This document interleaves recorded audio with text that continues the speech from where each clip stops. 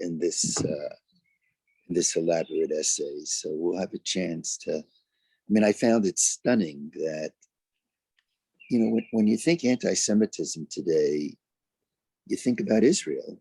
I mean, this is really the cover, or you think about Hasidim being beaten up, and that was missing. Yeah. That was missing from this report. To write a report about anti-Semitism today and to not mention Zionism once, the word doesn't appear. Something's wrong somewhere.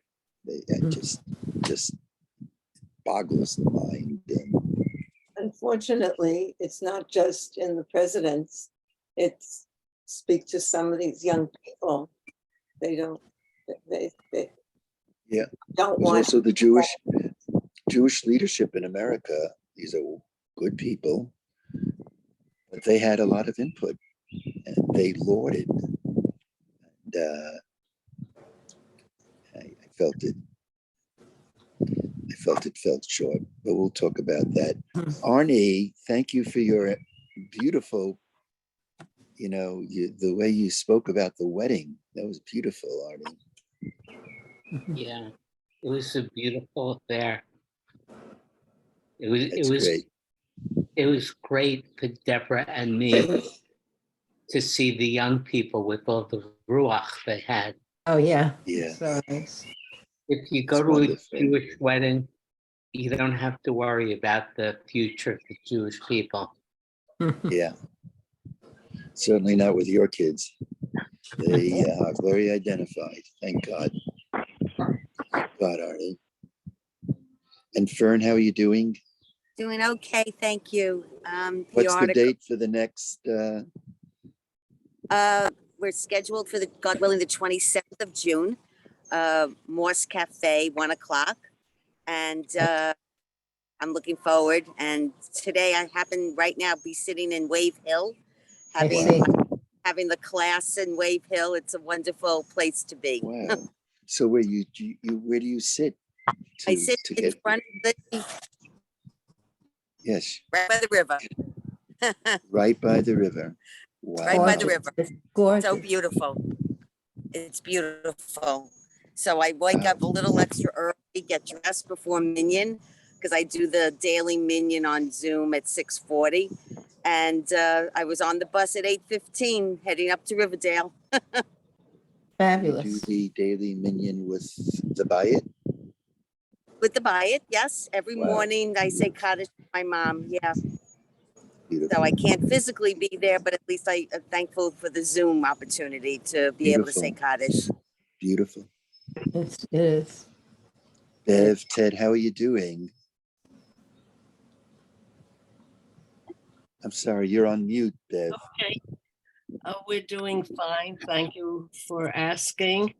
Today is Judy's English Yortzeit. And in Shul this Shabbos, this past Shabbos, Ted Kat and Aliyah, they were very mindful of Judy's passing, and Rabbanit Bracha made sure that the moment was recognized. And we keep getting beautiful messages from people about how Judy was, a wonderful part of their lives and left joy and good peace and energy and so on.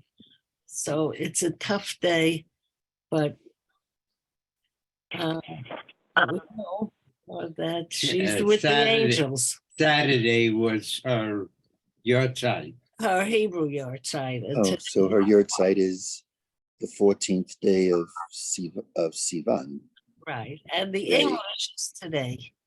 So we have the opportunity twice to focus in on all that she brought to this world.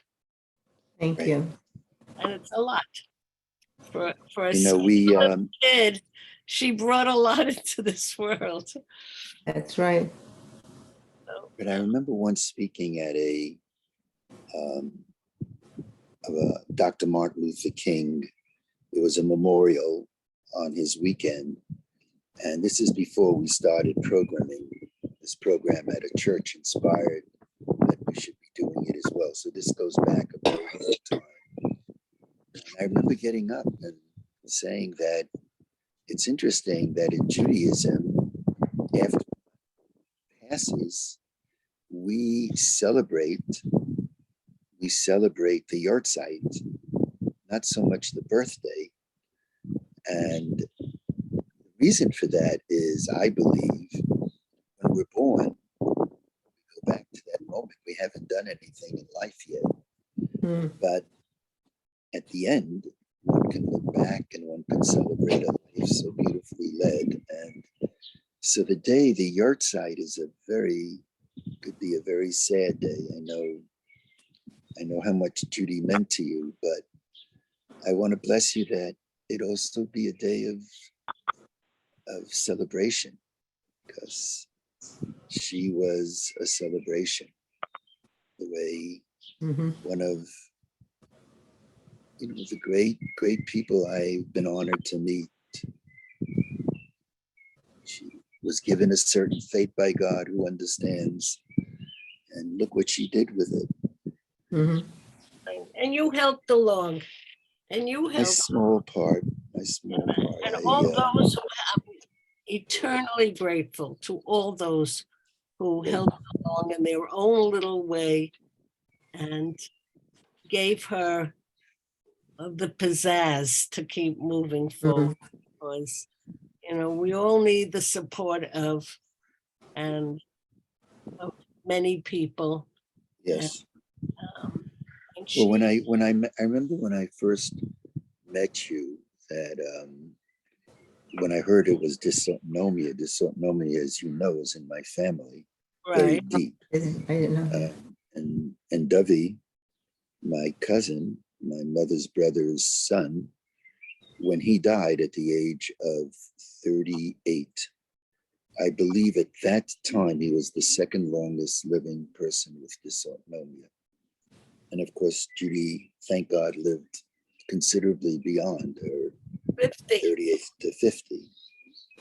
And, you had such great victories. I remember you coming into shul after Oliver Coppell. You were pushing him so hard, and in the end, he signed off on what you had requested him to do for dysautonomia. Right, and he did it, and we spoke to the doctor who is the beneficiary of that piece of machinery, said that piece of machinery has served the population enormously, and they're so grateful to him to now. Oh, He wonderful. deserves that credit. You never know where the blessing is going to come from. No. It's useful to victims of Judy's disorder in Israel, in a very relatively speaking, of course. Yes. So we celebrate her life. That's Good. I'm going to dedicate today's shiur, which will start in a minute, to Judy. And Phil, you're on from Yerushalayim, right? Oh, yes, here he is. Yeah, Phil is on. He didn't Yes. want us to see him, so I can't see him now, but my Phil is there, and Claire. Phil. I still remember what Claire wrote, Phil. Do you remember what she wrote? I think it was at our 30th or 40th anniversary of the shul. She said, I changed countries, I changed whatever. I'm not going to change my rabbi. I changed husbands. That was one of the classics. You're on mute, Phil. Phil, we can't hear you. You're on mute. Okay. I hope I'm not on mute now. No. Am I? Yeah, you're good. No, now we hear you. Yeah, you're still the best rabbi I've ever known, Mm. and probably will ever know. I hope when we get to Yerushalayim, Phil, we'd love to come over and just spend a little Anytime. time. We're here Right. in Kiryat Yovel. Beautiful. Shuli, as I finish, just if you can get the piece we sent to, I want to open up with, that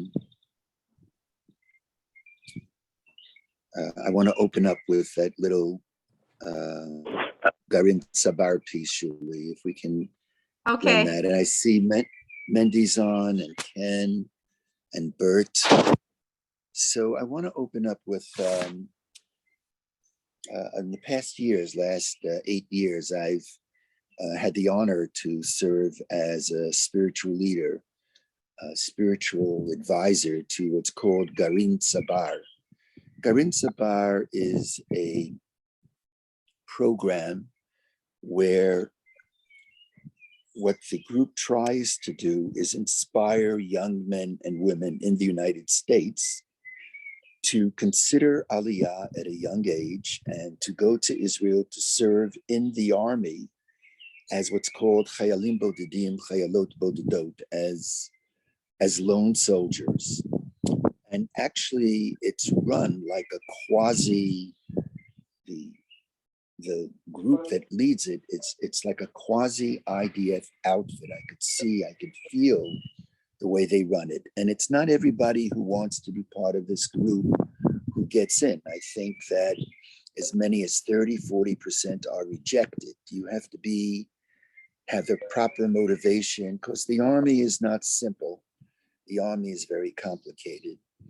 And today we're going to be studying 2 sentences in the Torah from the book of Numbers, chapter 10, sentence 35. And they'll be very familiar sentences to you, but they deal in their own way with Jewish defense, with the army. And so I'm going to ask Shuli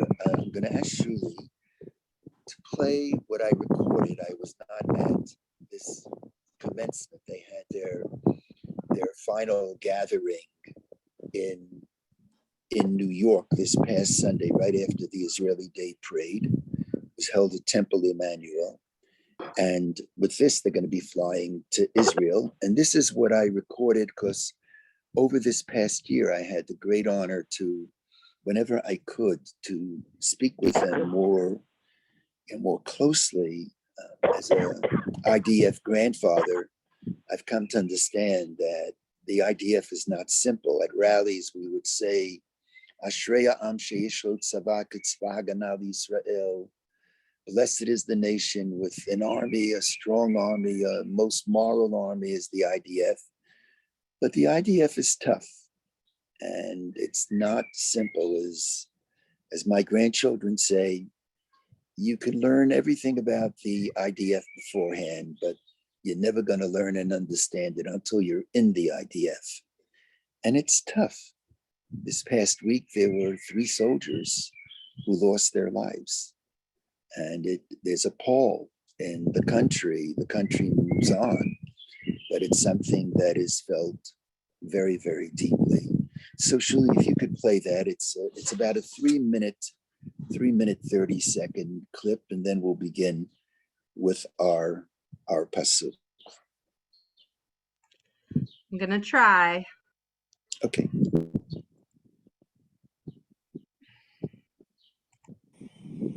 What is a chut to say a few words to the Chevra Bogrei Garin Sabar as you can hear, but fly to Israel? I think that's as loud as my computer will do it. I'm gonna try Okay. again. Can anyone else hear it? You are my heroes. You're our heroes because you're under no obligation to serve in Sahel. You're doing this on your own, your free choice. And in doing so, you are fulfilling one of the most important responsibilities that we have. Kol hakavod lachem. And when in Sava, you too will gain so much. You will gain in that you will find strength in yourself that you never knew you had.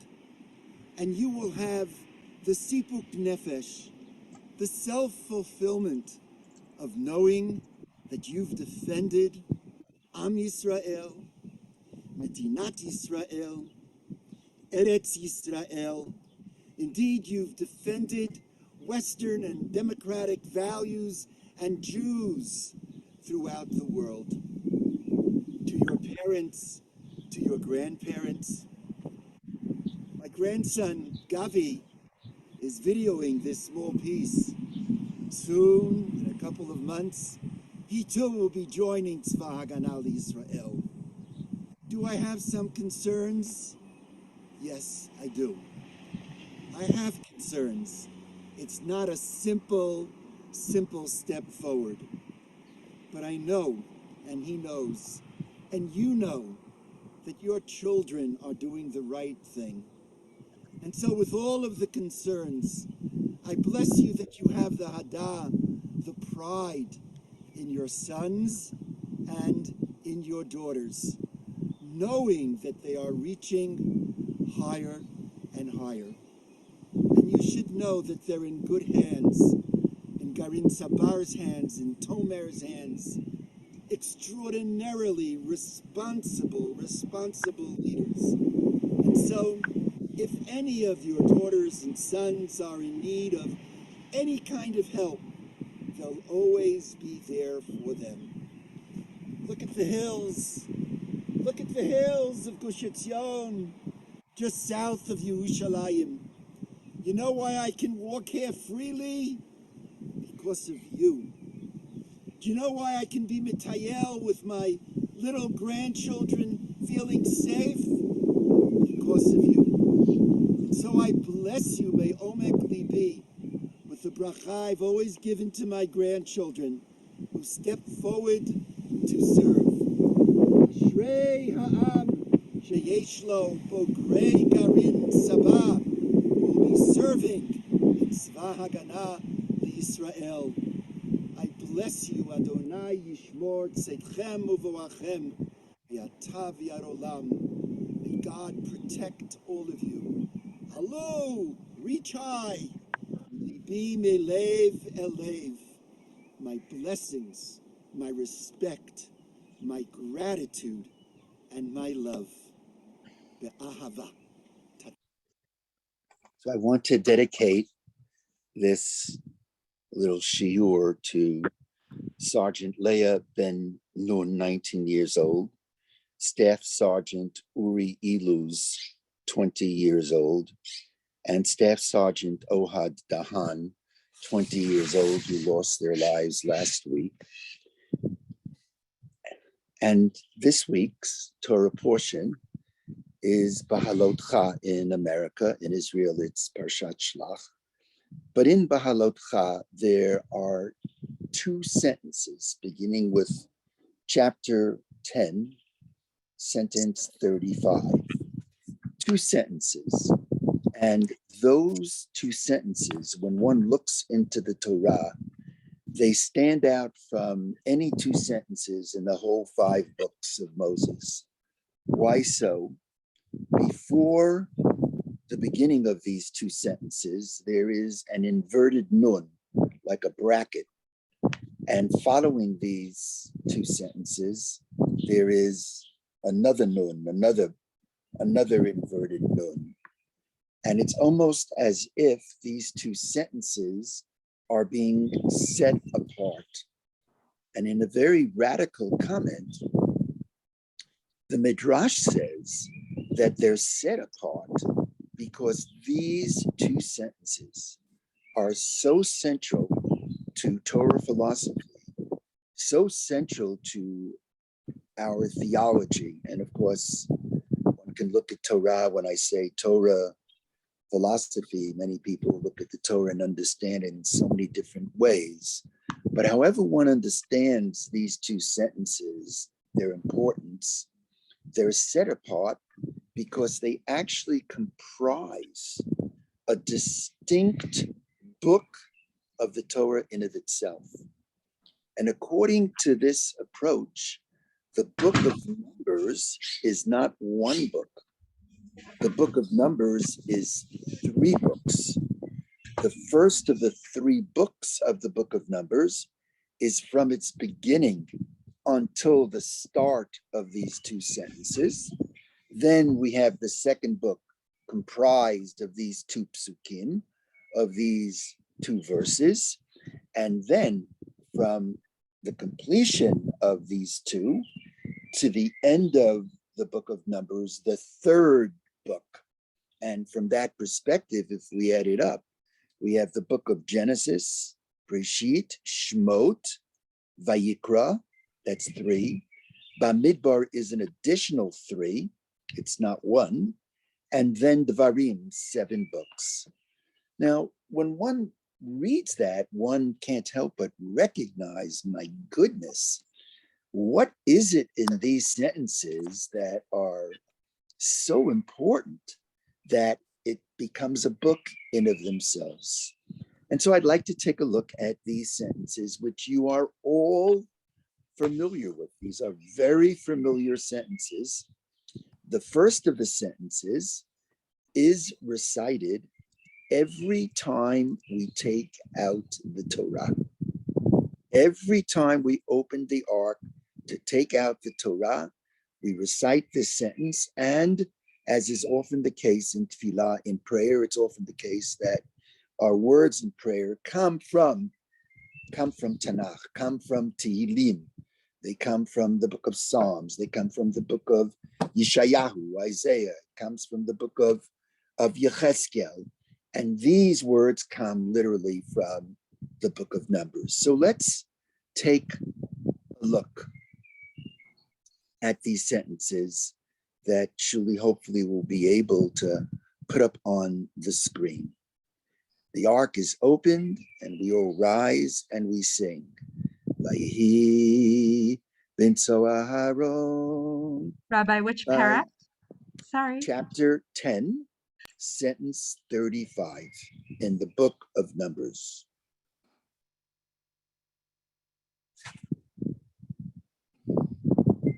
Vayehi b'nso Aharon vayomer Moshe Kuma Adonai v'yafutzu oivecha v'yanusu misanecha mipanecha.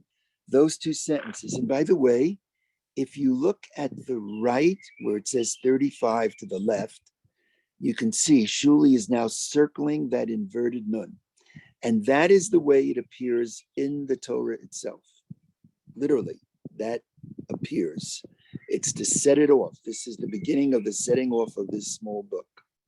When the ark was to set out, Moses would say, "Advance, O Lord, may your enemies be scattered, and may your foes flee before you." Again, Vayehi b'nso Aharon, and it came to pass when the ark moved forward, Vayomer Moshe, Moses said, Kuma Adonai, arise, O Lord, v'yafutzu oivecha, oyev, may your enemies be scattered, v'yanusu misanecha, yanusu from lanus, and may your enemies escape, may they run for their lives, misanecha, may your enemies, yanusu misanecha, may misanecha, so may your enemies flee, mipanecha, from before you. And so if I can face everyone, one wonders, what is this sentence all about? If I can face everyone, Shuli, if possible. Mhm. Now, what is the central mission of Judaism, which something I spoke to Rabbi Riskin about last night? What is it? What is Shabbat about? What is Kashrut about? What are the interpersonal laws of relationship, the laws of charity about? What is it? What's the bottom line? The central mission of Judaism is to bring a system of ethics, of musar. And that system is a system which reflects a partnership between God and the human being to bring that system or teachings of that system into the world. I'm not claiming that we have a monopoly of all that's good in the world. Of course we don't. There are many other nations, many other people, many other religions who have brought to the table that which is very important, thoughts that are very important. Maimonides writes in the beginning of his treatise, Shmone Prakim, that one should glean wisdom from wherever it comes. I'm not of the opinion, as was said by a rabbi who just passed on, that all one has to do is study Gemara, and in the Gemara is all the wisdom that exists in the world. I don't think so. That's not my understanding. Wisdom can come from many, many different faces.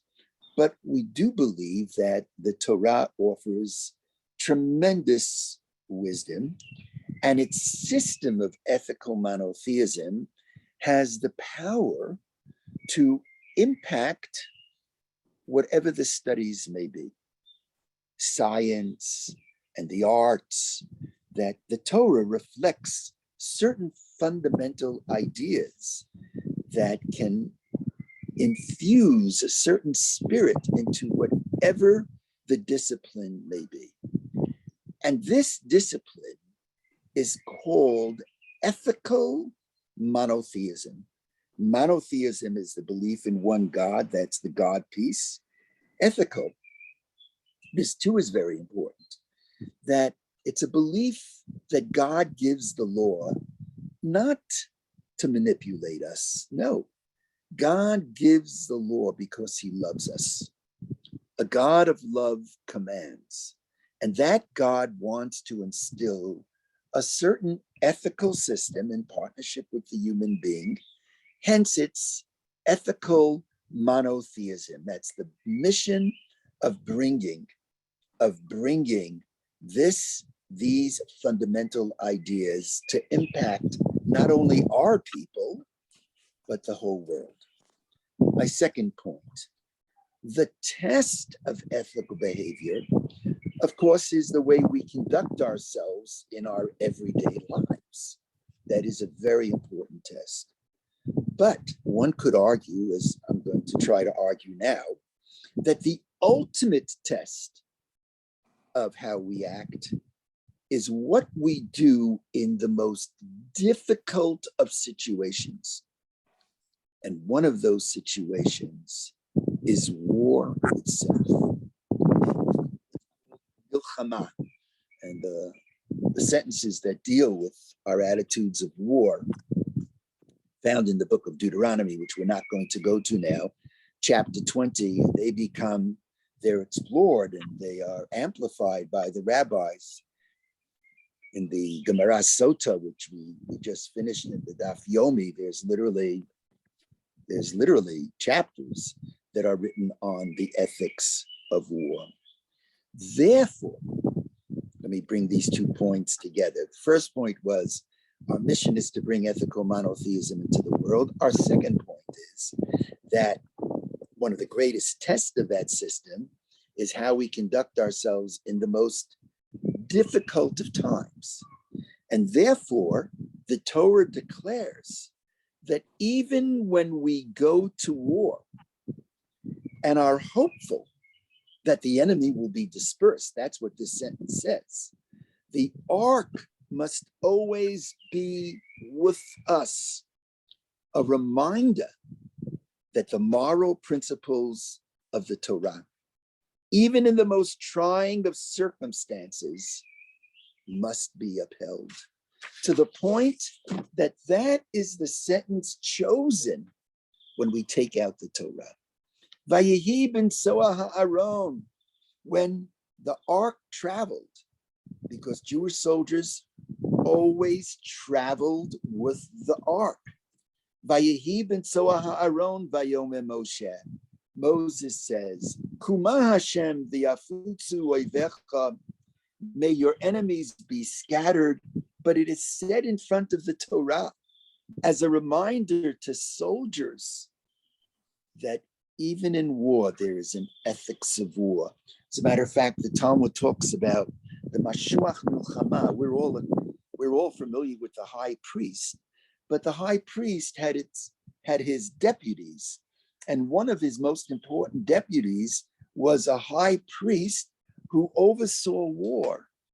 And before going to war, he would read out the ethical principles that we would have to comply with. Now, I witnessed firsthand how the IDF in contemporary times follows this dictum. And it was during the 2014 war in Gaza, where our grandson was serving. Very, very difficult war. Thank God Gilad is great, he's fine, but he'd be the first one to admit that he still has a piece of PTSD. When you're in the war and you're forced to take life and you see your buddies around you in his Nigmash, there was an armored carrier and 13 soldiers, this was the horror of that war, lost their lives all in one attack. It has its effect. And so I flew to Israel. I wanted to be with our daughter, Ilana, because I knew this was the first time she had a son who was on the front to literally receive war. It was a very, very difficult time. And I followed Ilana everywhere. I went shopping with Ilana. When she did her nails, I was sitting right near her. I didn't let her out of my sight. And it was, notwithstanding how dangerous a time it was in Israel, that was a great, great zechut. And it's, you're on edge. For example, a call comes in and the voice I could hear gets on because it was on speaker. Ilana Fishberger, you get nervous. What is it all about? And I think one was Bezek, phone bill or something like that. Thank God Gilad came back. But of course, it was a very difficult war. And during that war, with friends that I've made over the years, one particular friend, Eli Sadan, Rabbi Eli Sadan, he should be well, he's the one who introduced the Mechinot. He used to travel with Avital Sharansky, so he spent many Shabbatot in our shul. He took me very close to the Gaza border, not into Gaza, thank God, but he took me to the Gaza border. And there he took me into what is called a drone headquarters. And from the outside, you would never know it's a headquarters. It looked like a wooden barn, a wooden cabin. And you walk in, the two of us walked in, and what do we see? We see there's a table, and around the table there are screens, like the screen we're all looking at now. And there were two men in IDF uniforms, and they were pilots. They were former pilots of planes, these F-15 fighters, whatever Israel is using. And now they're a bit older, so these pilots now become pilots on the ground. And I could see on the screen the drones that they were maneuvering, and they started talking to us, and they said, this is Gaza. And on large screens, we couldn't see the details, but we could see the buildings in Gaza. Literally, you could see the buildings, you could see streets, you could see people. You couldn't recognize facially, but you could see people scurrying about. And one of the operators, one of the pilots, tells us that they had intelligence that two terrorists were in a large, looked like a large building with a flat roof. And right in front of that building was a large motorcycle that could carry two people. And they said they have intelligence, however they get it, that when two people come out of the inside of this building, they run out and they get into this motorcycle parked out front, they're terrorists. And it was like out of the movies, out of a science fiction movie, but it was real. It was real. This is precisely, it was surreal, but it was real. This is precisely what happened. And these two terrorists I'm running out. They jump into the motorcycle and people are around and they're moving. And the drone moves very quickly, and literally they couldn't see the drone from the ground. Drone was pretty high up, and they're maneuvering it, and you could see the motorcycle is here and the drone is right here. Literally, the drone was over the terrorists. But according to IDF laws, talk about bringing ethical monotheism into war, before these ground pilots could shoot, they had to hit a button to release the weapons. But before doing so, they needed approval from the higher command. And you know what it is when there's a second that goes by and you're waiting and waiting and it seems to be an eternity? Precious seconds passed. And I heard with my own ears, I heard a voice loud and clear from the upper command that had to give them permission to release the weapons that said, Chadal Harbe Anashim. 3 words that I'll never forget. Chadal means stop or abort. Harbe Anashim, too many people. In other words, don't shoot. Too many innocent people will be killed. Talk about Vayihi ben Soah ha'aron vayom Moshe. It's a great test. In life, tragically, there is war. The Messiah is not going to be a supernatural time, Maimonides says, but it'll be a time when there's peace between nations. Nations will not lift up a sword against nation. Halavai, that day should come. It's not a supernatural time, as I just said. It's a time where life goes on, but nations are getting along. People are basically getting along. Ein ben olam hazeh. The only difference between this world and that world of redemption, of messianism, elo shibud malchiot. People will be able to live freely. And that's the sentence chosen that we recite when we take the Torah out. And that is the sentence chosen to be so important that it becomes 50% of a separate book of the Torah. And then let's take a look at the second sentence and a word about it, and I want to open it up. There's a second sentence in the book of Numbers, chapter 10, sentence 36. And we actually recite this sentence when we return the Torah to the ark. Isn't that fascinating? That first sentence we recite when we take the Torah out, and the last sentence we recite when we return the Torah. And actually, if you're able, chapter 10, sentence 36 in the book of Numbers, we read, Uvenucho Yomar, Uvenucho Yomar. And when the ark rested, he said, Shuva Adonai Rivivot Alfei Yisrael. Return, O Lord, onto the 10,000s of the families of Israel. And it's then, after that sentence, we sing, Eitz Chaim Hi, Lama Chazikim, or the old way, Eitz Chaim Hi, Lama Chazikim Bo. We say that sentence. Now, what does that sentence mean? So I want to tell you a story. In 1982, the first Lebanon war, and I know Ted and Bev that's when Jesse lost his brother-in-law in that war, and actually the leader of our Sephardi Minyan, Elitzur, lost his brother in the first Lebanon war. So I had become close to Rabbi Chaim Druckman, and Chaim Druckman recently died. He ran a yeshiva down south, and many of his students were in the army. And I was connecting with him, and we were deep in Lebanon. And I said to him, just off the cuff, I said, you know, Reb Chaim, I'd love to visit the troops. I love the army. I'd like to visit the troops. And he got clearance for me. And so one morning, very early, he picked me up at my parents' home in Natanya and Chikun Vatikin.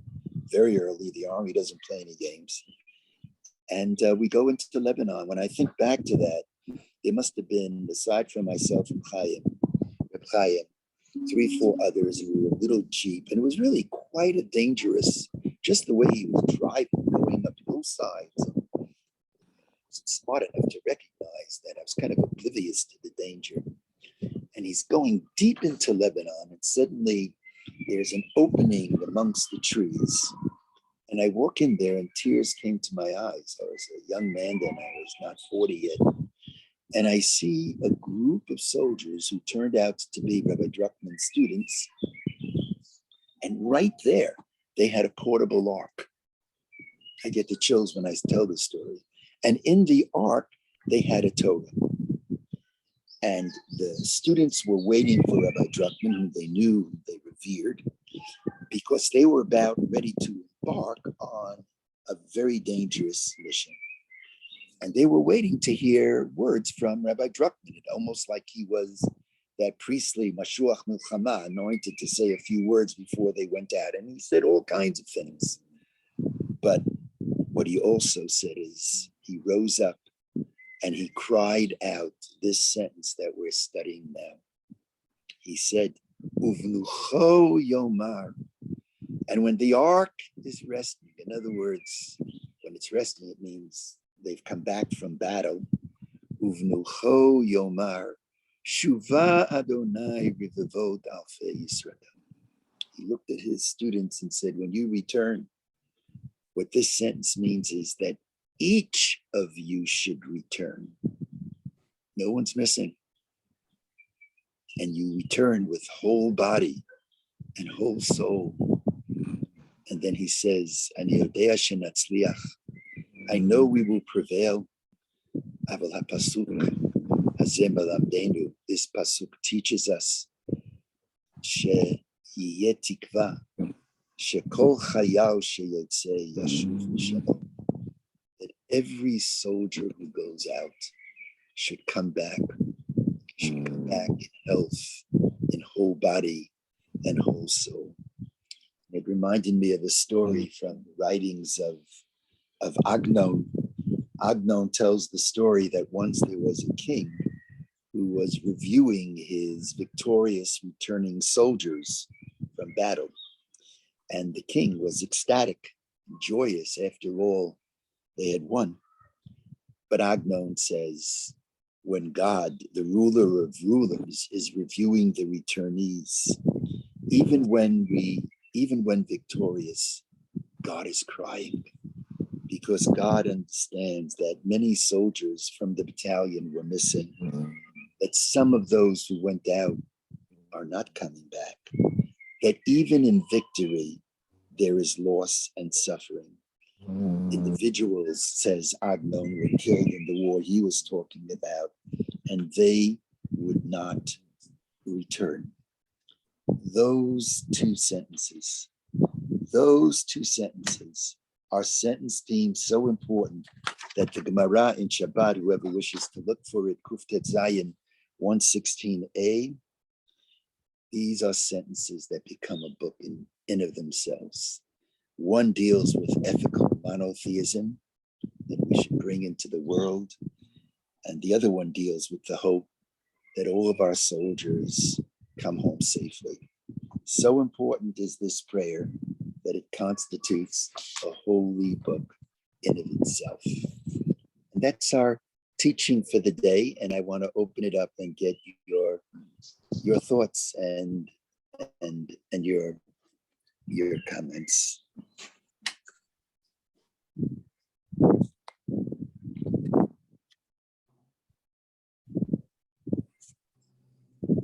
You know, when I offer those words to these soldiers, I in our sessions, we're very open. They know that even lonely soldiers,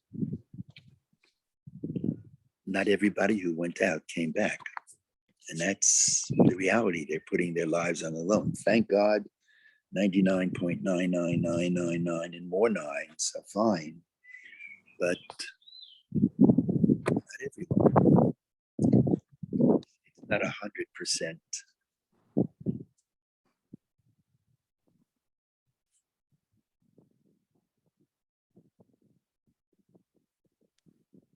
Susan, please.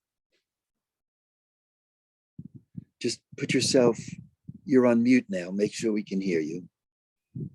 Just wanted to say, coincidentally, today is June 4th, June 6th, which commemorates the invasion of Normandy in World War II. Right.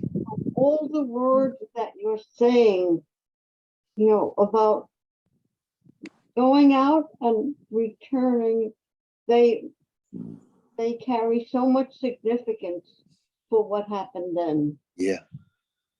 And I believe, Susan, there were thousands, maybe tens of thousands of soldiers, heroic American soldiers who lost their lives. They came flooding in, and the Germans were shooting. There are cemeteries in France that are maintained by the United States because they're full of American soldiers. They couldn't fly their remains back, so they're buried in France. So I thank you for mentioning that. And right about now is also I think the first Lebanon war started on June 6th too. I believe 6th as well. And of course, the 6-Day War, I believe, was June 5th. So thank you for pointing that out. Did anyone else have a hand up? Sorry, I was having some trouble with my internet. I see Phil Brief's hand. Is there anyone else that I'm missing? And then Arnie. Okay, Phil and then Arnie. Okay, I just want to make a comment. I was in the American Army and I was in the Chemical Corps Board. We advised the chief chemical officer on policies. And I have been to the front in Israel and seen the soldiers guarding different positions. And the Israelis sort of worship their generals, but they shouldn't. The generals only have common sense. Nobody has any more than that. I've seen soldiers patrolling areas where they're exposed. No commander should send a soldier in by himself to an area that may have terrorists. So the only thing I want to say is that common sense is the most important thing in a battle. Nothing exceeds that. Now, I want to add to that, Phil. Not add to it, just another thought that I just want to put out there. I first heard this from Alan Dershowitz, who over the years has become a very good friend. He debated Rabbi Kahana in our shul, if you remember, and Rabbi Greenberg, and spoke many times. Unfortunately, I mean, I loved him. Unfortunately, we had a very serious parting of the ways. Life is complex, life is complicated. But Alan would always say, he challenges anyone to find any country on the level of Israel surrounded by all the enemies we're surrounded by. Hezbollah in the north. You've got to the south, we've got Hamas and Islamic Jihad. To the northeast, we have Al-Qaeda is in Syria. And of course, further down, the enemy that really supplies all of the juice, and that is Iran, that is very, very close to having an atomic weapon. And then you've got terrorists coming in from the Jordan side. We're surrounded by terrorists. It's not simple. And he would say that there's no country so surrounded by the enemy that has a better moral record on defending itself than the state of Israel. In other words, he tried to put it into context.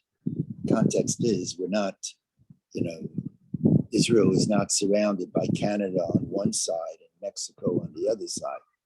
Just think for a moment, if Cuba tried to do what Egypt just recently, that policeman who killed 3 soldiers came over the Egyptian border. Imagine if the United States had Cuba shooting and killing in Florida. Cuba would not have long to live. But Israel plays by different rules. And these are just thoughts. I don't have any answers. I have mostly questions. Anyone else? Arnie's hand was up. Arnie, Ruby. Julie, I say something? Yeah. Yeah. Go ahead, Julie. okay, go ahead, Stuart, and then Arnie, and then Bev. In some of the prayers it says, God, my master of peace, Adonai Shalom, who is also a master of war. What does that mean, master of war? That's the question I want to know. What does master of war reflect? What does that mean? First of all, that's an excellent question, Stuart. And I think that could be interpreted many, many ways. And one of the ways I'd like to interpret it is that master of war, I think it is one-dimensionally understood that God is almighty and he can destroy the enemy. But I think more broadly, master of war means that God contributes to setting principles of the ethics of war. That's the way I'd like to understand. And by the way, Zalman, I want to apologize to you because you were absolutely right a few weeks ago when you mentioned the story of Uzzah when he was bringing back the ark. Zalman, do you remember? Yeah. And then Uzzah, the ark was on a wagon and he tried to steady it. You're absolutely right that in the Bible, the Torah tells us that the ark never moved while on a wagon behind horses or animals. The ark always had to be carried on the shoulders. So you were right that there, I don't know if it made him deserving of being killed, but certainly he deflected from what the Bible asks. All the other appurtenances, the curtains of the ark or the locks of the ark and the beams of the ark, they could be carried on wagons, but not the ark itself. Not the ark, not the candelabra, not the altar. They had to be carried. They were carried on the shoulders. So Zalman, you were right, and I was wrong. Ruby, I wanted to ask you, did you have grandchildren? You had grandchildren in the army, right? Paula's. Well, 2 of the children were lone soldiers. And they are still living in Israel, 2 of Paula's children. And they live in Israel. And they were lone soldiers. How did you do when they were soldiers? Was that hard, Ruby? I guess you just dealt with it. It's hard to remember, but I think, I don't know. It's hard to remember, quite honestly. We obviously dealt with it. Yeah. And when Americans volunteer, they're not obligated. They volunteer. It's quite it's quite something. Right. I'm sorry, Shuli. Who's? We have Arnie, Bev, and Estelle. Okay, and then we'll call it a day. Okay, so I was struck by the fact that in the first sentence, it says that the enemy should be scattered, not destroyed. So in other words, the enemy is defeated, but not killed. And then there, I imagine, 3 paths open to the enemy. They can gnash their teeth and plot again. They can repent and make peace. And they can just plod along and, take what opportunities come this way or that way. So I'm wondering what you think about that. No, I think you said it beautifully. It is really quite something that's what it says. It doesn't say kill them. Don't. Sometimes that's necessary, but it says what it says, Arnie. So you said it very well, as usual, Arnie.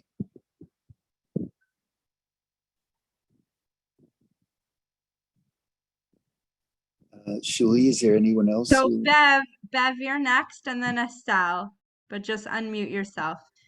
And if everyone else who's not speaking could please stay muted if I mute you, because we're getting background noise. Thank you. I'd like to mention a TV program that appears on 138 of an event. Well, I want to introduce you to my grandson. Hold on.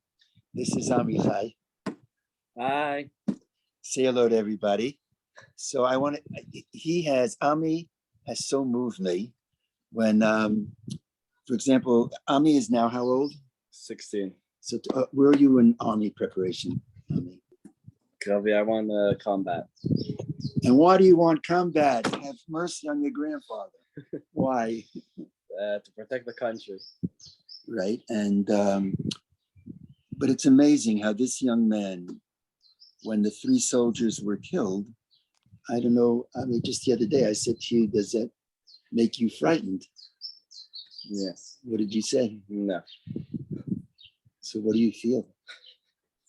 Okay, these are my friends. My closest friends are on here. I need to go, Sabi. Gotta go, you too. Yeah. Yeah, I mean, he's Israeli, boy. You know, you hit an American kid on the streets, the Americans are going to run. You hit this guy, he may go down, but you're going down with him. They don't, you know, when this happened, he was so broken. And he said it, you know, I feel an obligation. I want to stand up. And then he, in his mind, he says, it happened because there's so much happening up north. And there's a 16-year-old kid, and we're devoting too much attention to the north. And so we were vulnerable down south. And very proud of these kids. I'd like to just. These are Teaneck. These would have been Teaneck Frisch kids. Yes, I'm sorry, Bev. That's okay. I would just like to point out that on channel 138, there's a program in which for a former soldier, Don Almagor, talks about a battle, Helsaki. And that's in 73 in the Golan, right? Yes, the Golan. And he goes through the whole thing and after the war.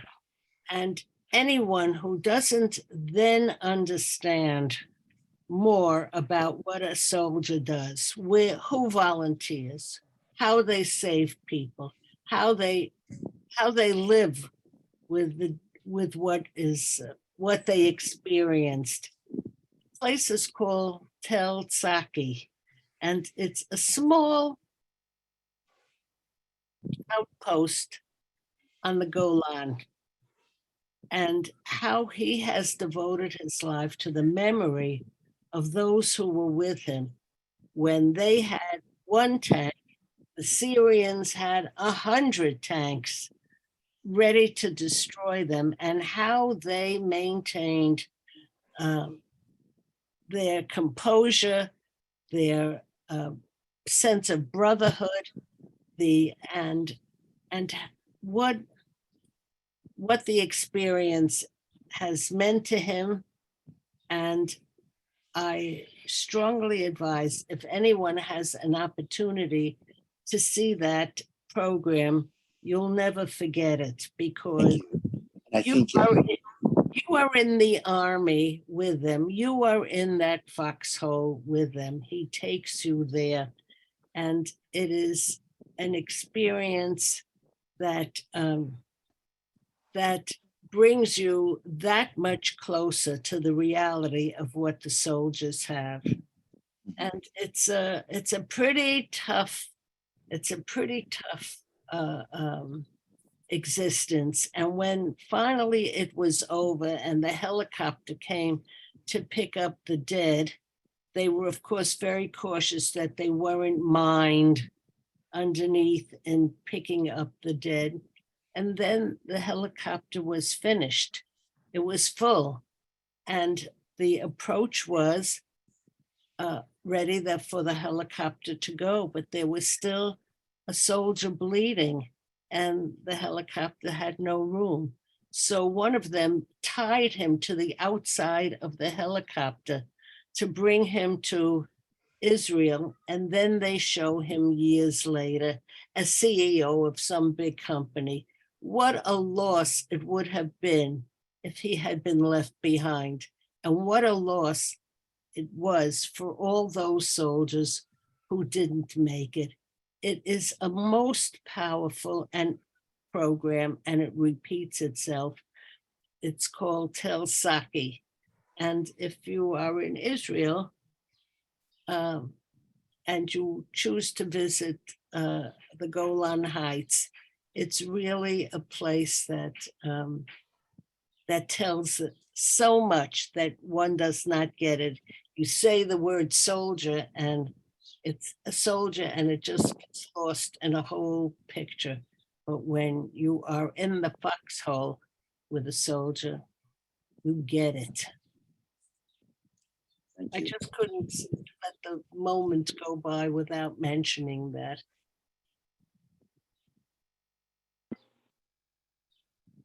I think we have Bobby, may Estelle. I think we have Estelle as our final comment. Well, I just wanted to thank you, Avi, for bringing home a lot of things. And it's many times when we take our daily lives, we don't think back, but you have the unfortunate habit, and I'm saying it's unfortunate because I'm always thinking back, and I mean, I don't always do it, but you always bring it up. And when you speak of a lone soldier, people were lone soldiers in the days before the state was established. You know, people were fighting in the underground, like my husband, as you know. And when he had to do something, he didn't have a family to take him in. He was alone, and you had to be, I don't know, inwardly strong in order to survive mentally and emotionally. So you bring this up all the time, and I guess it's important to be brought up, and it's hard, but thanks anyway. That's all. I just got this. This is a picture of our grandchildren holding a young child whose name is Ilan. He was named, and what it says here, it's someone from the Jewish agency Nefesh B'Nefesh. They help on Aliyah. Ilan Hamatok Nikra Shema Nitzach Pigua Samuch Yericho. So this person says that little Ilan is named after Ilan Ganelis, who was unfortunately, his life was taken in the terrorist attack. And he writes that Ilan's parents, Olim Bakayt Zakarov Israel. So yeah, and they met, apparently there was like maybe that's Ilan's father. I'm not sure. I'll have to look into that. I think we're going to stop here. I don't want to take Ezra's time. I'd like to say something. Can I say one more thing? Can I say one more thing? No? Of course. I was best example. You're talking about Syria and all these things. Remember the big earthquake a couple weeks ago? Who was the first country that volunteered to help the people that were back in Syria? Yeah, Israel. Israel. Take it all up. Thank you for that. I want to for next week spread the word. It's a yard site, so it's a special class. We're going to try to start at 10 o'clock pretty sharp. And surely if there's a way that everybody be sent the article that Eitan, the way that we did. And if you can just read it beforehand, and we're going to use that as a base to talk a little bit about combating anti-Semitism. Yeah. Rev Yes, Avi, Ruth? I was Yes. thinking that that article would have been in the shul on Shabbos for people to pick up, and it wasn't. Yeah. Do you plan to do that? There just Yeah. wasn't time to do Oh. it. It can be in this Shabbos. Yeah. Yeah, it was sent out to the shul. It's But not I an wasn't easy, in on yeah. Friday, and it's a No, the busy. shul is, Stephen, of course, is, of It course was it's going sent out to the shul, though. Right. Yeah. Yes, I know that. I know. It'll be put out, God willing. And it's not easy to take this position because the whole Jewish establishment was applauding it. And it's hard not to applaud it if you were involved in writing it. But just to give you an example, we got a terrible email from somebody way up there in the establishment. And he says, are you kidding me? America finally has a policy and we're less than 2% of the population. And my reaction is that for me is shtadlanus. I'm just not there. We may be less than 2%, but if you want to fight anti-Semitism, you better define it. And there's no way to deal with anti-Semitism now without understanding its connection to Zionism and to Israel. You're playing games. And so. Avi, was Deborah Lipstadt involved in that? I don't know. I consider Deborah a dear friend. I know that Deborah was on a phone call with us. Shuli, do you remember that, Shuli? She was on a phone call with us. Yeah, I think it was it was with Amy's family, right? Yes, it was. It was a memorial for Douglas Miguel. Yeah, no, she's a wonderful person. But I'll leave with this story. I was a delegate at the Zionist Congress this past year, just a few weeks ago, and everything is politics, and you can't imagine. And my party, they negotiated that I was going to open up a session, open it up, say a few words, and I'm waiting to go up there. They don't call you. And I'm told this is the way it is here. It's all politics. It's back and forth. And I'm not saying that those on the inside with access, you play a major role when you have access.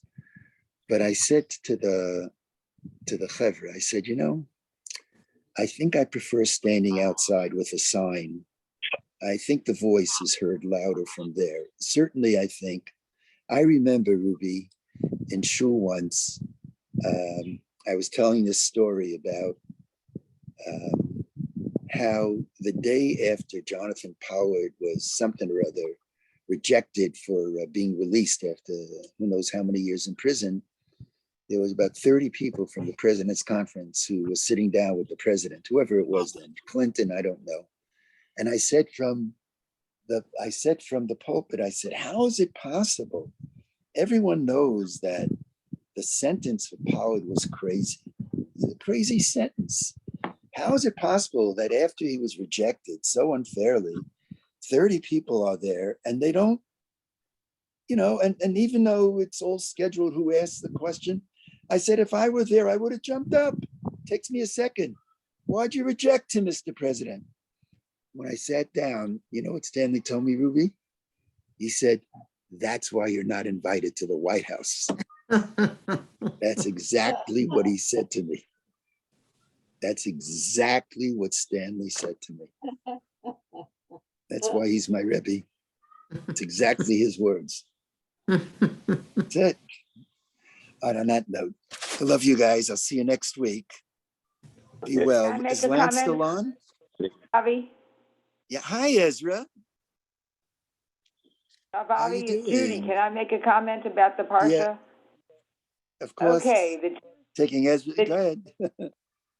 sentences, Vayanusu Oivecha Mipanecha, it reminds me of the flip side of that is that the Jewish people have been scattered. But then the next sentence says, Shuva Alfei Rivavos Alfei Yisrael, you all will be returning. That, and by the way, Judy, I thank you, because that's exactly, I don't think I said it clearly enough. That's exactly what Rabbi Druckmann said. Do you know the story, Ezra, of Rav Druckmann when we were burying my mother in 1983? No. And so he was at the burial, and then they made two lines. And so the mourners are supposed to walk through so my sister Tova, feminist fiction writer, she said, Avrami, I don't think I should walk through the two lines. I said, Tova, of course you should walk through. And we're walking through, and suddenly one of the elderly rabbis, I don't blame him, he didn't know better, he starts screaming, Raka Gvarim, only the men. And as soon as Tova heard that, Tova left the line and I followed her. And at that point, Rabbi Druckmann came up to my sister and I heard him say, please, I'm offering apologies on behalf of that individual. I thought that was quite something. I don't know if he wanted to apologize, but Reb Chaim felt it. As I'll give you a buzz a little later, okay? Catch up. Sounds good. I hear the Gush Etzion wins, or the Jerusalem wins, wherever you are. Oh yeah, no, I can go right. Hey, boy, it's the Gush Etzion wins. Yeah, That's they're very sure. familiar to me. Yeah. Yeah, because Tzur Hadassah. No, I was in you in the for Gush? 2 years. For 2 years, yeah. So yeah, I'm imagining, I'm looking for a sweatshirt just thinking about them. Yeah, it's paradise here, Ezra. Yeah. Love you all. Blessings. All right, everyone, we'll give it a few minutes for folks to come on. Arnie, such beautiful pictures. Mazel tov on Ari's wedding. Thank you. Looked like it was a very special day. Thank You looked great, first of all. When you looked great, but it's such a special occasion. Happiness can do that to you. Yeah. Yeah, it was a beautiful affair. And I mentioned earlier, when you go to a Jewish wedding and you see the youth of Judaism, it's hard to imagine all these